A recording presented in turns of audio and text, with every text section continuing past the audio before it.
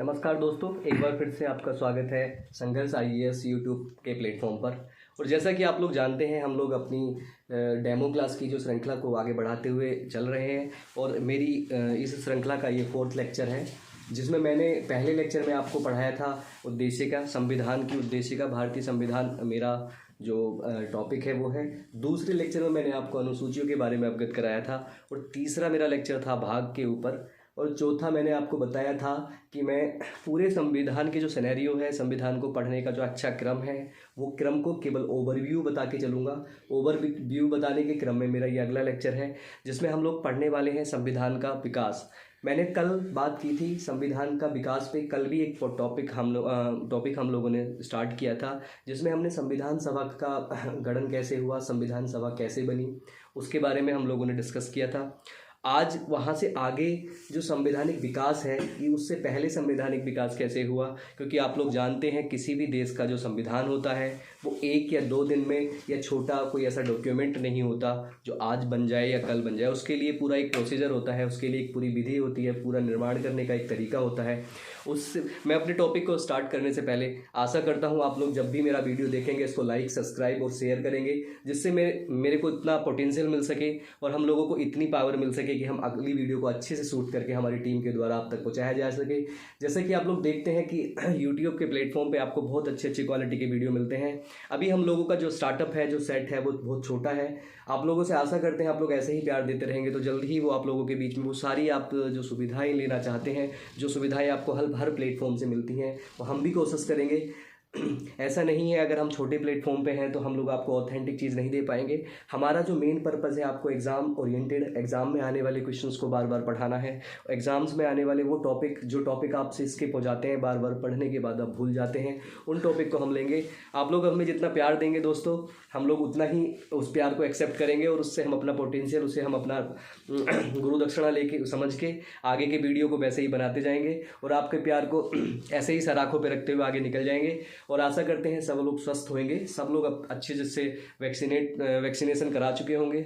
और आसपास के लोगों का भी ध्यान रखना है दोस्तों। एक समाज का निर्माण करने से पहले, एक अधिकारी बनने से पहले, एक किसी भी कर्मचारी, किसी भी सिस्टम का बनने से पहले हम लोगों का दायित्व होता है कि हम लोग समाज का एक अच्छा सा तबका, जो जिस भी समाज में हम रहते हैं, जिस भी सोसाइटी में हम लोग रहते हैं, वहाँ के कुछ दायित्व हम अपने साथ लेके चलें। क्योंकि पहले हम बात करूंगा अपने टॉपिक से पहले, मैं बात करते हुए आगे बढ़ रहा हूं तो बात करता हूं, अगर हम वैदिक काल की सभ्यता की बात करें तो जो शिक्षा होती थी दोस्तों, वो शिक्षा क्या होती थी? शिक्षा का एक्चुअल मतलब होता था व्यक्तित्व का विकास करना। आज के ट्रेंड में, आज का जो आधुनिक युग है, उसमें शिक्षा का सिस्टम हो चुका है केवल नौकरी पाना। तो हमारा प्लेटफॉर्म आपको बार बार सामाजिक रूप से भी और शारीरिक रूप से भी और मानसिक रूप से भी अस्वस्थ कराता रहेगा। वहाँ आपके जो कर्तव्य हैं उनसे अवगत कराता रहेगा। आपको एक अच्छे नागरिक बनाने में हम पूरी भूमिका निभाने की कोशिश करेंगे। तो दोस्तों हम लोग बात करते हैं अपने इस टॉपिक पे, जो भारत का संवैधानिक विकास है। तो जैसे हम लोग जानते हैं दोस्तों, हमारे जो प्यारा भारत है, बहुत टाइम तक ब्रिटिशर्स के द्वारा राज करता जा चुका है। मतलब बहुत हम लोगों पे रूल किया। कैसे रूल किया, कितने सारे लोग आए, कैसे लोगों ने आके हमारे यहाँ रूल किया, ये बात दोस्तों 1600 की है। मैं तो बात करूँ तो ये 1498 की बात है, या उससे भी पहले की बात करूँ तो उससे पहले मुगल या और लोगों ने हमारे यहाँ पे रूल किया। जो उनके कानून होते थे दोस्तों, उनके कानूनों को पढ़ने के लिए हम लोग अलग लेक्चर, हमारा जो हिस्ट्री का लेक्चर होगा, उनकी सिस्टम को पढ़ने के लिए हम वहाँ पे डिस्कस करेंगे। प्यारे दोस्तों, यहाँ की बात करता हूँ मैं।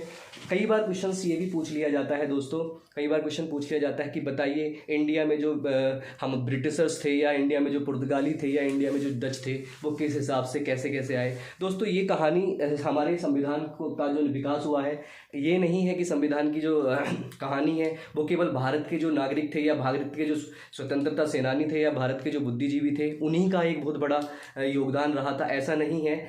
यहाँ अगर मैं थोड़ी सी बात करूँ इन ब्रिटिशर्स की, जिन लोगों ने हम पे रूल किया, उपनिवेश हमारे यहाँ फैला के हम लोगों को पंगु बनाया, हमारे देश को कितना लूटा, उन्होंने जो पहले कानून थे दोस्तों, वो पहली अगर नज़र की बात करूँ तो पहले जो कानूनों में है, वो कानूनों में इन्होंने अपने हिसाब से, जैसे कि बात करूँ मैं इंडिया में 1600 में 16वीं शताब्दी की बात करूँ, सन 1600 में जो हमारी महारानी थी एलिजाबेथ प्रथम, उसने एक ऐसे मंत्री मतलब एक ऐसा परिषद को गठित किया जिसमें 24 सदस्य थे, और दोस्तों उसको भेज दिया पूर्वी क्षेत्रों की तरफ या पूर्वी देशों की तरफ कि जाओ वहाँ मतलब राज करो। वो एक एक्चुअल में व्यापारिक कंपनी थी जिसको यहाँ पे आके बाद में नाम दिया गया ईस्ट इंडिया कंपनी। तो दोस्तों ईस्ट इंडिया कंपनी 1600 में भारत आती है, और आने के बाद वहाँ ब्रिटेन में बैठी हुई ब्रिटिश एलिजाबेथ प्रथम जो महारानी होती है वहाँ की, वो क्या करती है, वो एक चार्टर बनाती है जो उसका राजलेख कहलाता है।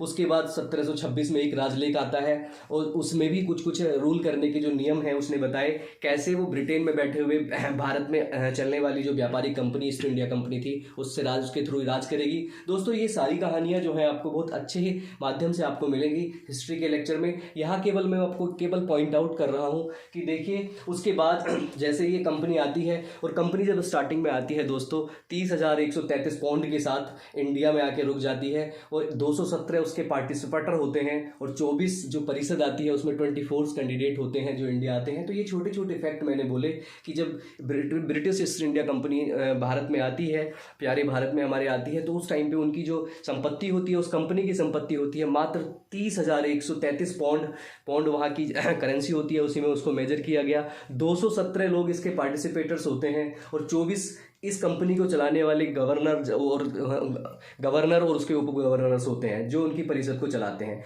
यहाँ आने के बाद दोस्तों ऐसे धीरे धीरे कारवा आगे बढ़ता रहता है, और वो कारवा आगे बढ़ता बढ़ता पहुंच जाता है 1773 में। और 1773 में जब वो कंपनी आती है, और कंपनी को रूल करते हुए लगभग 100-125 साल से 170 साल से ज़्यादा हो जाते हैं, तो वहाँ ज़रूरत होती है वहाँ के लोगों को, वहाँ के कंपनी के अंदर जो कर्मचारी होते हैं उन कर्मचारियों में कुछ करप्शन आ जाता है, उन कर्मचारियों में कुछ कुछ चीज़ें चेंज होना स्टार्ट हो जाती हैं। वहाँ बैठे हुए जो ब्रिटिशर्स होते हैं, ब्रिटिशर्स जो एम्पायर होते हैं, वो लोग देखते हैं कि कैसे दिक्कत हो रही है, क्यों हमारा रूल सही से नहीं हो पा रहा है, तो ये लाते हैं रेगुलेटिंग एक्ट। आप जान ही सकते हैं दोस्तों कि रेगुलेटिंग एक्ट, रेगुलेट का मतलब होता है कि आपको कैसे रेगुलेट करना है, नाम से ही बता रहा है रेगुलेटिंग एक्ट। तो उस टाइम पे दोस्तों मैंने यहाँ पे जो छोटे छोटे पॉइंट्स आपको नोट किए हैं वो केवल एक क्रोनोलॉजी की वजह से नोट किए हैं। यहाँ ऐसा कुछ नहीं है कि मैं आपको इसको देख के यहाँ पे आके बोल जाऊँगा तो सारा काम खत्म हो जाएगा। दोस्तों ये वो क्रोनोलॉजी है, वो क्वेश्चंस हैं जो आपके बार बार क्वेश्चंस पूछे जाते हैं, चाहे वो पीटी का एग्जाम हो, चाहे वो आपका बीपीएससी का एग्जाम हो, चाहे वो आपका एमपीएससी का एग्जाम हो, चाहे वो राजस्थान पीसीएस का एग्जाम हो, चाहे वो वनडे एग्जाम हो। दोस्तों ये क्वेश्चंस, ये जो पॉइंट मैंने नोट किए हैं, ये सिर्फ और सिर्फ एक सिनेरियो बताने के लिए नोट किए हैं। जब हमारा डिटेल डिस्कशन का बैच आप लोग लेंगे तो मैं आपको बता दूं कि खाली एक रेगुलेटिंग एक्ट पढ़ने के लिए हमको 1 घंटा 1.5 घंटा कम से कम लगेगा। उसका एक एक डिटेल क्यों आया, उसके पीछे आने का कारण क्या था, उसको लाने के लिए किन किन लोगों ने योगदान दिया, वहाँ का राजनीतिक कारण क्या था या प्रशासनिक कारण क्या था, जो भी कारण रहा होगा हम लोग उसको डिटेल में बात करेंगे। लेकिन उससे पहले हम लोग बात करते हैं रेगुलेटिंग एक्ट की।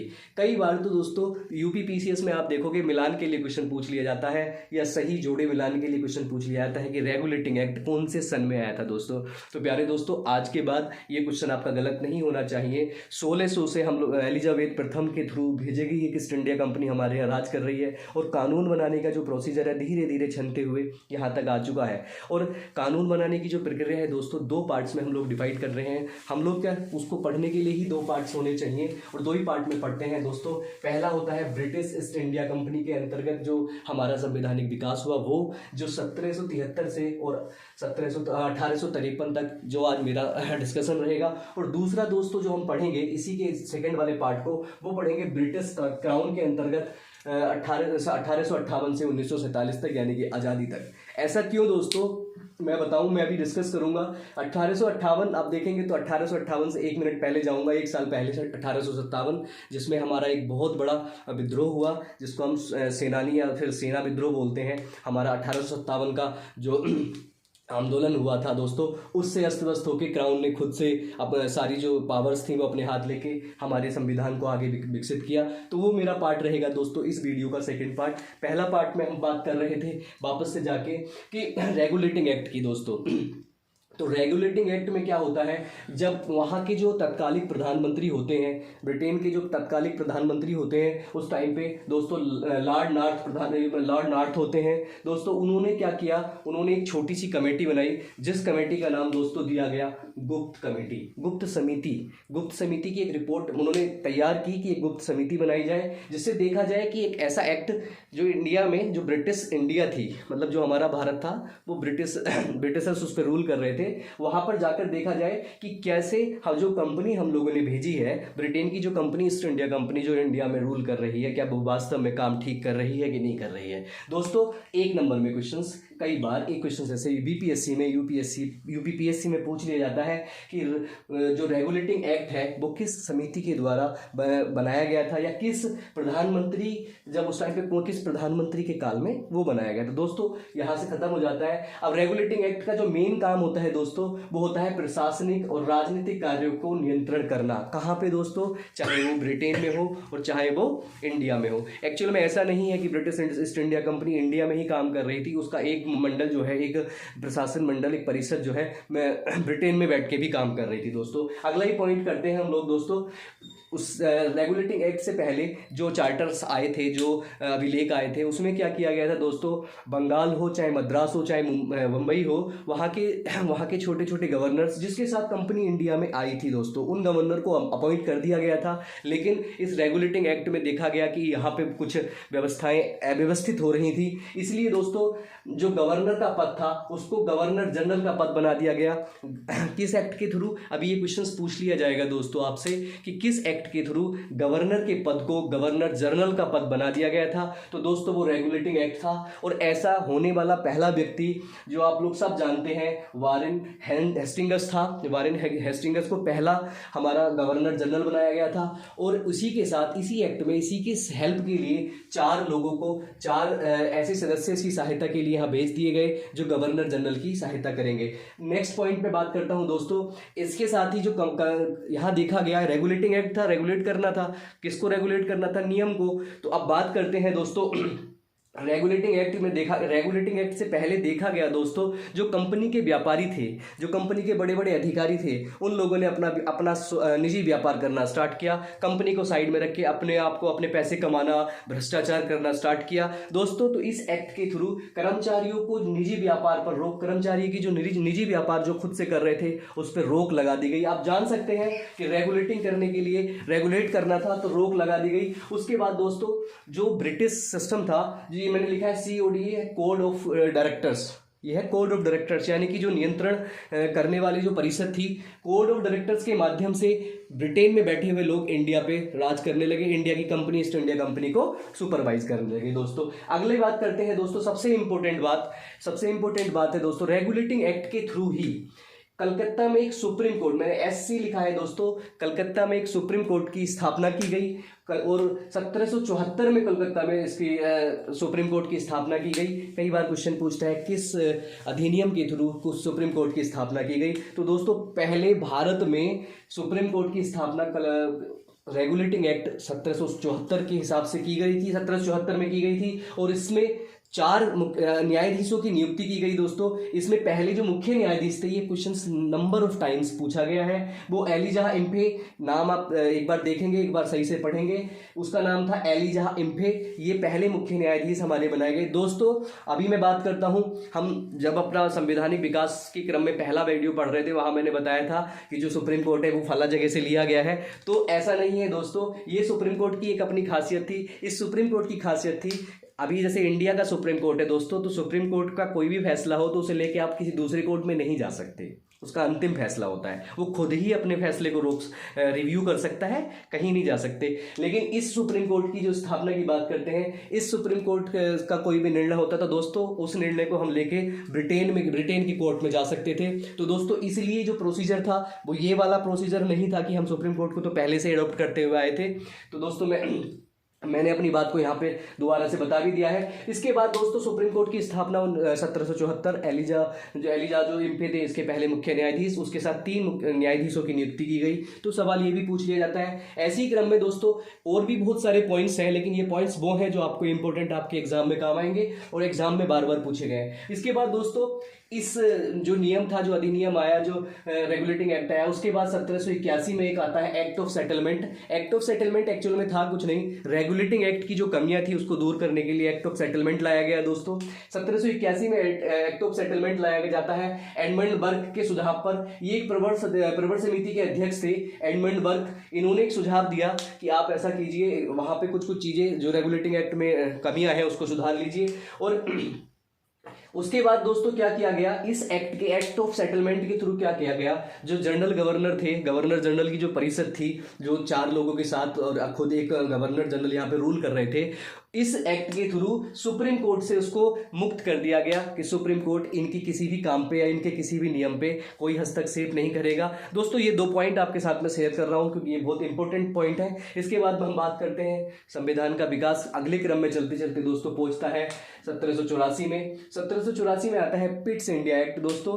यह 1784 का अधिनियम इसको बोल देते हैं। कई जगह पे आपको अधिनियम मिल जाएगा और कई जगह पे इसको आपको 1784 का पिट्स इंडिया एक्ट। तो दोस्तों फिट्स इंडिया एक्ट आता है। जैसे ही आपको पता है कोई भी एक्ट, अगर आज हमारे यहाँ सपोज दैट अभी 3 कानून आए थे, 3 कानून आए, इसका मतलब है कि उससे पहले जो कानून थे उसमें कुछ थोड़ी बहुत कमियां को सुधार करना चाहते थे। तो पिछले जो नया कानून आता है दोस्तों वो पहले कानून से थोड़ा अच्छा होता है। पहले कानून की कमियों को दूर करने के लिए दूसरा कानून लाया जाता है। इसलिए जो एक्ट ऑफ सेटलमेंट था उसके ही तुरंत बाद लाया गया पिट्स इंडिया एक्ट। और पिट्स इंडिया एक्ट का सिस्टम क्या था, पिट्स इंडिया एक्ट के आते ही क्या किया गया, जो कंपनी के लोग थे, जो कंपनी के कर्मचारी थे या कंपनी का जो प्रशासन था, कंपनी के जो कार्य था, उस कार्य को 2 भागों में डिवाइड कर दिया गया दोस्तों। कंपनी का एक पार्ट रख दिया गया व्यापारिक और एक राजनीतिक। 2 कार्यों को अलग अलग डिवाइड कर दिया गया पिट्स इंडिया एक्ट के थ्रू। तो दोस्तों आपसे स्टेट पीसीएस में क्वेश्चन पूछ लिया जाता है कि बताइए कंपनी के राजनीतिक और प्रशासनिक कार्य को किस अधिनियम के थ्रू अलग किया गया था। तो आपको डरना नहीं है, आपको बताना है पिट्स इंडिया एक्ट के थ्रू इसको करा गया था। और जैसे कि कंपनी व्यापार करेगी तो उसके लिए उसको नियंत्रित करने के लिए एक बोर्ड होगा। तो दोस्तों वो निदेशक मंडल के थ्रू व्यापारिक जो पार्ट था, व्यापारिक जो कार्य थे उसको कंट्रोल करती थी। और राजनीतिक में बोर्ड ऑफ कंट्रोल, राजनीतिक कार्यों के लिए एक बोर्ड ऑफ कंट्रोल बनाया गया था दोस्तों, उसके थ्रू वो कंट्रोल करती थी। देन उसके बाद क्या होता है दोस्तों, उसी के बाद पिट्स इंडिया एक्ट में एक बहुत इंपॉर्टेंट पार्ट्स है, आपको बताएंगे अलग अलग टाइप पे द्वैध शासन कब लगा, कब हटा, कब दोबारा से फिर से इंप्लीमेंट हुआ, वो अलग अलग बताएंगे। लेकिन यहाँ पे संवैधानिक विकास में हमको केवल उन बिंदुओं पे फोकस करना है, उन बिंदुओं पे हम लोगों को पॉइंट करना है जो हमारे एग्जाम में बार बार पूछे जाते हैं दोस्तों। तो पहली बार जो द्वैध शासन का जो शुरुआत होता है वो होता है 1784 के में पिट्स इंडिया एक्ट के थ्रू जो एक्ट बनता है। तो ये कम से कम आपको 10 बार क्वेश्चन मिल जाएगा कि द्वैध शासन की स्थापना कब हुई, द्वैध शासन की स्थापना किसके काल में हुई, द्वैध शासन का जो शासन था वो क्या था। दोस्तों द्वैध शासन की स्थापना करते हैं या उसके कुछ गुण मिलने शुरू हो जाते हैं पिट्स इंडिया एक्ट में। उसके बाद क्या होता है दोस्तों, जो अब तक हमारा भारत का क्षेत्र था, जो भारतीय थे, हम भारतीय क्षेत्र को पूरी तरह से पिट्स इंडिया एक्ट जो भारतीय क्षेत्र था, पहली बार हमारा जो क्षेत्र था उसको ब्रिटिश आधिपत्य क्षेत्र कहा जाने लगा दोस्तों। इसका कहने का डायरेक्ट मतलब है कि अब जो भारत था, अब वो भारत ईस्ट इंडिया कंपनी का भारत ना होके ब्रिटिश आधिपत्य, यानी कि हम उनके अधीन हो चुके थे, हम उनके अधिकार के थ्रू आ चुके थे, उनकी सारी पावर हमारे ऊपर इंपोज हो चुकी थी।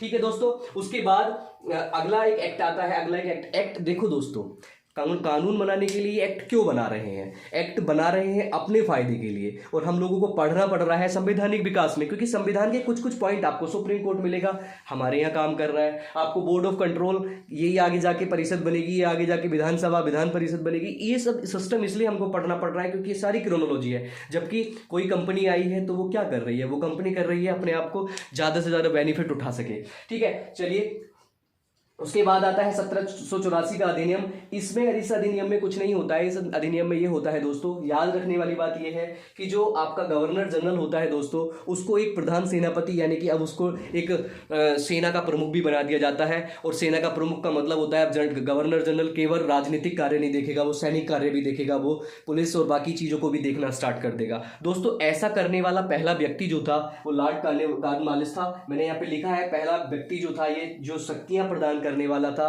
जो गवर्नर जनरल के बाद सेनापति की भी शक्तियां लेने वाला पहला जो बंदा था वो था लॉर्ड कॉर्नवालिस। उसके बाद दोस्तों ये जो पूरा सिस्टम चलता है, ये कंपनी के 15-15 साल के चार्टर चलते हैं। अब इसके बाद क्या होता है, कंपनी को नए चार्टर्स की बात करती, कंपनी यहाँ पे जो आई थी दोस्तों स्टार्टिंग में वो 15 साल के लिए आई थी। धीरे धीरे हर एक चार्टर के थ्रू उसको 15 करके बढ़ाना स्टार्ट कर दिया दोस्तों। ऐसे ही रूल करते हुए आगे चले गए। आगे की बात करते हैं, फिर आता है 1793 का चार्टर। अब ये चार्टर क्या है, एक्चुअल में चार्टर भी अधिनियम ही है। ये 20-20 साल के चार्टर्स हमारे इंडिया में इंपोज करे इन लोगों ने, और इन लोगों ने इंपोज अपने लिए करे, कंपनियों के शासन करने के लिए करे, कंपनियों के जो अधिकारी थे या गवर्नर जनरल के थ्रू प्रशासन चलाने के लिए करे। तो दोस्तों कई बार तो यही पूछ लिया जाता है कि चार्टर कितने साल के लिए इंडिया में लाया गया। तो इंडिया में दोस्तों जो चार्टर्स थे वो 20-20 साल के लिए, 20-20 साल के अंतराल के लिए। क्यों?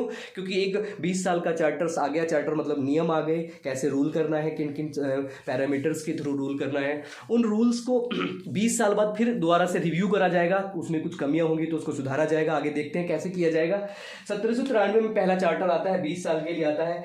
अब होता क्या है दोस्तों, अभी तक का जो चार्टर था उसका खर्च पता नहीं का ब्रिटेन से ही जो हमारे यहाँ बोर्ड ऑफ कंट्रोल था या गवर्नर जनरल था, उसका जो वेतन था वो कंपनी अपने आप वहन करती थी, कंपनी ब्रिटेन से वहन करती थी। लेकिन ये जो 1793 का जो चार्टर आता है तो बोर्ड ऑफ कंट्रोल के जो कैंडिडेट्स होते हैं उनका दोस्तों जो वेतन पेंशन जो होता है वो भारत के राजस्व से, यानी कि अब बात यह है अब ये हमको और तरीके से शोषण करना स्टार्ट कर देते हैं, हम लोग हमारे यहाँ से लेना पैसे देना स्टार्ट कर देते हैं। दोस्तों 1793 वाला जो चार्टर था वो पहला लिखित विधियों का प्रशासन जो था उसकी नींव अगर आपको देखने को मिलती है तो वो 1793 वाले चार्टर से मिलती है। दोस्तों ये तीन चीज़ मैंने इसकी शेयर की। पहला चार्टर 1793 में आया था, उसमें 20 साल के लिए उसको लाया गया था।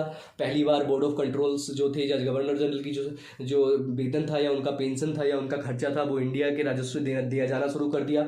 और कई बार क्वेश्चन पूछता है कि बताइए कि लिखित विधियों की नींव भारतीय संविधान के विकास में कहाँ से मिलती है। यूपीएससी क्वेश्चन पूछता है दोस्तों कि बताइए कहाँ से मिलती है। तो आपको मिलती है दोस्तों क्योंकि ये चार्टर था, 20 साल के लिए चार्टर बना के भेजा था। उस वो लिखित था, लिखित तो सारे भी थे, लेकिन ये जो चार्टर था इस चार्टर को 20 साल के लिए स्पेशली परमिशन कैसे परमिशन दोस्तों इनको मिलती है, कैसे ये इंडिया में आके अपना व्यापार करते हैं, वो हम पढ़ेंगे जब हमारा हिस्ट्री का लेक्चर आपके सामने लेके आएंगे सर। तो अब बात करते हैं दोस्तों, जैसे ही 93 के बाद 20 साल बीत जाते हैं तो 1813 का चार्टर आता है दोस्तों।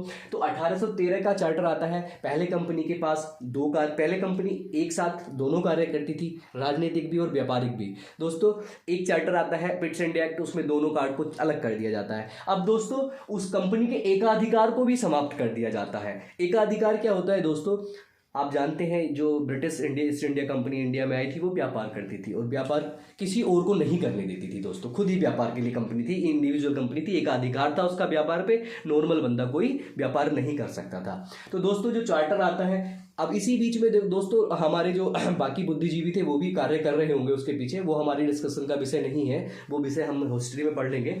1813 का जो चार्टर आता है दोस्तों उसमें एक कंपनी के एक अधिकार को समाप्त कर दिया जाता है, लेकिन कंपनी के पास दो अधिकार रह जाते हैं, चीन और चाय का जो व्यापार, चीन के साथ और चाय का व्यापार करने का उनका एक अधिकार अभी भी रह जाता है दोस्तों।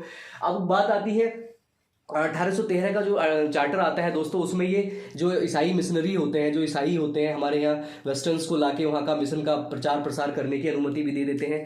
अब क्या था, अभी तक तो ये हमारे यहाँ पैसों का व्यवस्था कर रहे थे, पैसों से हम लोग हमारा शोषण कर रहे थे। अब धार्मिक तौर से इन्होंने मिशनरियों को भी आज्ञा दे दी। तो दोस्तों ये यूपीपीसीएस का क्वेश्चन है कि बताइए कि लिखित किस चार्टर में लिखित में मिशनरियों को इंडिया में आने की परमिशन मिल गई थी। तो दोस्तों वो 1813 का चार्टर है। लिखित ऐसे तो कभी भी आते गए होंगे, पहले या बाद में भी आते रहेंगे, लेकिन लिखित में यहाँ से। उसके बाद दोस्तों अभी तक क्या हुआ था, अभी तक इन लोगों ने केवल और केवल कंपनी की बात करी, कंपनी के लोगों की, कंपनी के कर्मचारी की। यहाँ से इन्होंने भारतीय शिक्षा पर पहली बार 1 लाख रुपए खर्च करना वार्षिक मतलब नियुक्त किया कि हम भारतीय शिक्षा पर 1 लाख रुपए खर्च करें। अभी तक भारतीय शिक्षा पर या भारतीय समाज पर कोई पैसा नहीं खर्च होता था। यहाँ पहली बार देखा गया कि भारतीय शिक्षा पर 1 लाख रुपए का खर्चा जो होना स्टार्ट हुआ दोस्तों, वो पहले चार्टर के बाद दूसरा चार्टर जो है 1813 में यहाँ हुआ। और दोस्तों साथ ही साथ जो वहाँ पे स्थानीय स्वायत्त शासी जो संस्थाएं थी, उन संस्थाओं को टैक्स लगाने का, वो टैक्स करारोपण कर सकती थी, टैक्स लगाने का भी अधिकार मिल चुका था दोस्तों। इसी के बाद दोस्तों फिर 20 साल गुजर जाते हैं और 20 साल बाद हम लोग पहुंच जाते हैं 1833 के चार्टर में। बहुत इंपॉर्टेंट चार्टर है दोस्तों। हर एक जो क्वेश्चन है मैंने आपके साथ शेयर किए हैं, जो मैं बोल रहा हूँ दोस्तों, वो बहुत इंपॉर्टेंट है और वो हर बार पूछे जाने वाले क्वेश्चन है।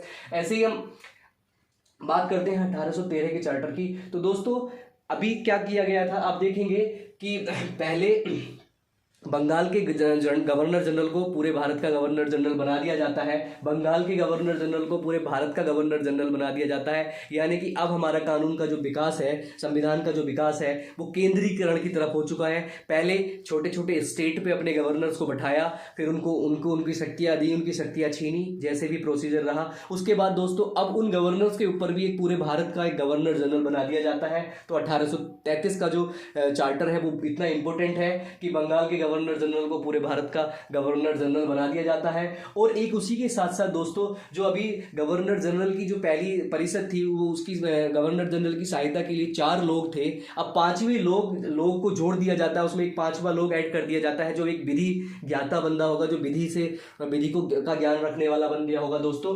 उसके बाद देखते हैं देश में किसका, मैंने बता ही दिया है, केंद्रीकरण होना स्टार्ट हो चुका है दोस्तों। तो अब तक हमारे भारत में जो मत का अधिकार था, मतदान का अधिकार प्रदान नहीं किया गया था दोस्तों।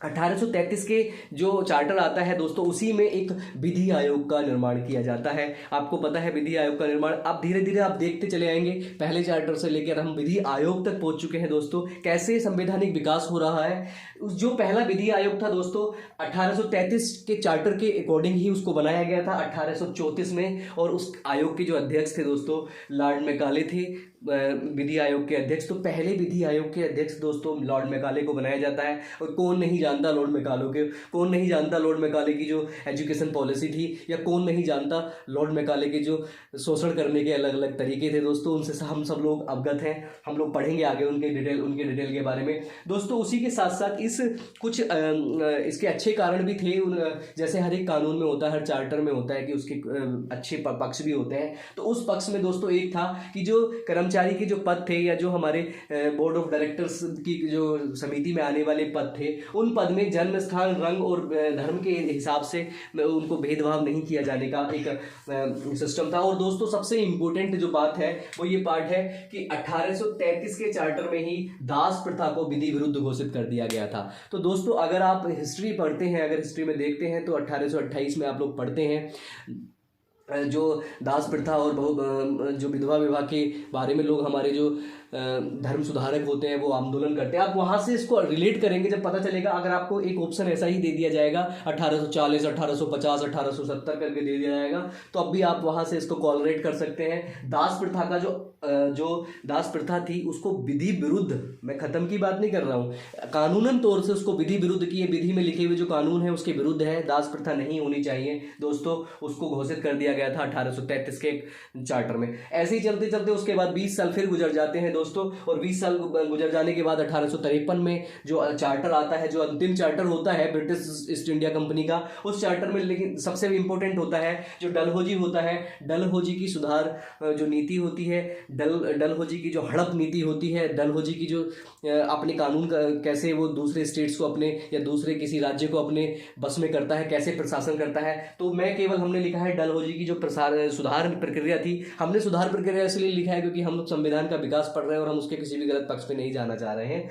तो दूसरी बात क्या होती है दोस्तों, विधि के निर्माण के लिए यहाँ विधि आयोग बन चुका था 1833 वाले एक्ट में। और उसके बाद जो चार्टर आता है 1853 का दोस्तों, उसमें क्या होता है, उसमें विधि बनाने के लिए एक परिषद का निर्माण किया जाता है और उस परिषद में दोस्तों 12 सदस्यों को नॉमिनेट किया जाता है। अब आप देख रहे हैं विधान, यहाँ पे उन्होंने मैंने ब्रैकेट में लिखा है विधान परिषद। दोस्तों किस तरह से संवैधानिक विकास को पढ़ना पड़ रहा है हमें कि 12 सदस्यों को अपॉइंटमेंट कर दिया जाता है। और दोस्तों कानून, अगर कोई कानून, ये विधि आयोग जब भी कोई कानून बनाता था, इस चार्टर के थ्रू जो विधि आयोग बना था या इस चार्टर के थ्रू जो विधि परिषद बना था या विधान परिषद बना था, उसको जो कानून बनाना होता था दोस्तों, उसमें गवर्नर जनरल की अनुमति लेना अनिवार्य कर दिया गया था। अगर गवर्नर जनरल उस कानून को पास नहीं करेगा तो वो कानून नहीं कहलाता था। आज के डेट पे देखिए दोस्तों, हमारे यहाँ जो लोकसभा और राज्यसभा है वहाँ पे भी ऐसा ही है। लोकसभा कोई कानून पास करती है, राज्यसभा कोई दूसरे उसी कानून को पास करती है, या राज्यसभा किसी कानून को पास करती है और लोकसभा उसी कानून को पास करती है। और उसके बाद जब तक राष्ट्रपति उस पर अपने हस्ताक्षर नहीं कर देता है तब तक वो कानून नहीं माना जाता है। ऐसे ही आपको यहाँ भी थोड़ा थोड़ा झलक देखने को मिल रही होगी कि जो विधि निर्माण करने हेतु एक परिषद बनाई गई थी दोस्तों, उसमें जो सदस्य थे वो कानून बना के भेजते थे, लेकिन गवर्नर जनरल की अनुमति लेना बहुत अनिवार्य था। उसके बाद दोस्तों इसमें सबसे इंपॉर्टेंट जो पार्ट है वो ये है कि जो कर्मचारी थे, कंपनी के जो कर्मचारी थे या जो ऊंची ऊंची पोस्टों पे जो कर्मचारी थे, इस चार्टर से पहले उसमें कोई प्रतियोगी परीक्षा नहीं होती थी। ब्रिटेन में बैठी हुई जो प्रधानमंत्री या जो अधिकारी होते थे वो किसी एक बंदे को अपॉइंट करके इंडिया भेज देते थे, वो इंडिया पर रूल करता था, उसका शोषण करता था। लेकिन इस चार्टर के थ्रू दोस्तों प्रतियोगी परीक्षा का उदय होता है।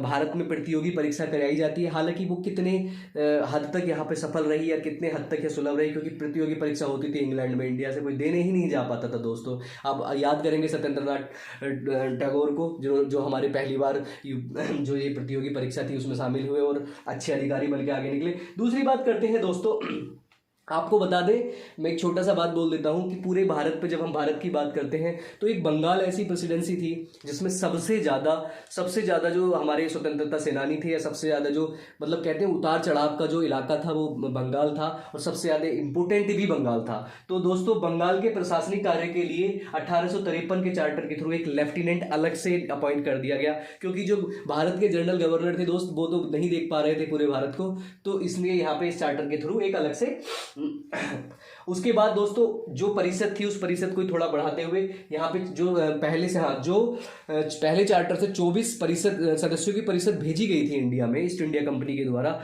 उन सदस्यों की 24 से संख्या 18 कर दी गई दोस्तों, 24 से 18 कर दी गई।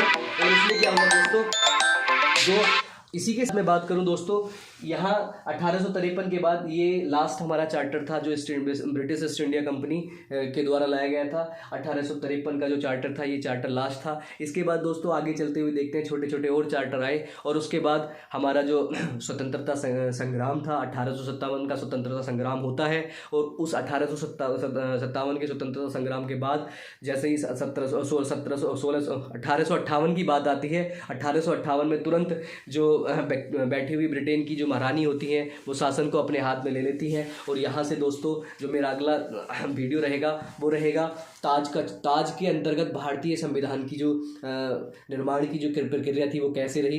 तो दोस्तों इस पूरे लेक्चर के बाद आप लोग देखेंगे कि क्वेश्चंस कहाँ से आते हैं। आप लोग जो मैं बोल रहा हूँ उसको 1 से 2 बार अगर देख लेंगे, अगर उसको एक बार पिक्चर बना के देख लेंगे, तो आपको सारे क्वेश्चंस जो संवैधानिक विकास से पूछे गए क्वेश्चन है वो ऑलमोस्ट क्वेश्चन आपके कंप्लीट हो जाएंगे। और इसके बाद भी दोस्तों अगर क्वेश्चन बचते हैं तो उन क्वेश्चंस के लिए दोस्तों, क्योंकि आपको पता है संवैधानिक विकास इंपॉर्टेंट पार्ट है, क्योंकि जब तक विकास नहीं पता होगा तब तक हम उसके अंदर की चीज़ें नहीं पढ़ सकेंगे। तो दोस्तों ये बहुत बड़ा टॉपिक है, क्योंकि अगर मैं जब एक सिंगल वीडियो लेके आएंगे, डिटेल डिस्कशन वाली वीडियो आपके साथ शेयर करेंगे हमारे यूट्यूब चैनल और हमारी एप्लीकेशंस के थ्रू, तो वहाँ पे हम एक एक्ट को लेके उसको लाने के पीछे क्या कारण थे, उसको लाने के पीछे क्या कारण नहीं थे, क्या क्या उनमें जो अधिनियम में विशेषताएं दी गई थी, क्या क्या उनकी छोटी मोटी चीज़ें बताई गई थी, उन सब के बारे में डिस्कस करेंगे। तो दोस्तों यहीं पे मैं अपने लेक्चर को ज़्यादा बड़ा लेक्चर ना करते हुए समाप्त करता हूं। और दोस्तों मैं आशा करता हूं इस वीडियो को सब लोग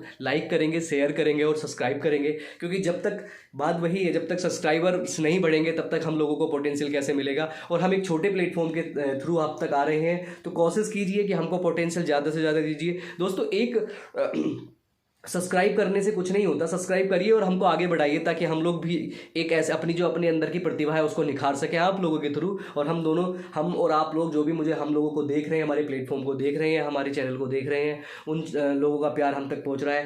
पहली वीडियो में हमने देखा कि आपका बहुत अच्छा प्यार हमको मिला, बहुत अच्छा रिस्पॉन्स हमें मिला, और आशा करते हैं कि हमारी जो 2 सब्जेक्ट आपके लिए कंटिन्यू चलने स्टार्ट हो गए हैं, हिस्ट्री और पॉलिटी, ऐसे ही आने वाले टाइम में आपको ज्योग्राफी और इकोनॉमिक्स भी कंटिन्यू मिलता रहेगा और हम आपके साथ आपके सिलेक्शन तक बने रहेंगे। यही हमारा प्रण है कि संघर्ष से सफलता तक जाना है। दोस्तों आशा करता हूँ सब अच्छे होंगे। धन्यवाद। इसी के साथ मैं अपनी वीडियो को ख़त्म करता हूँ। जय हिंद।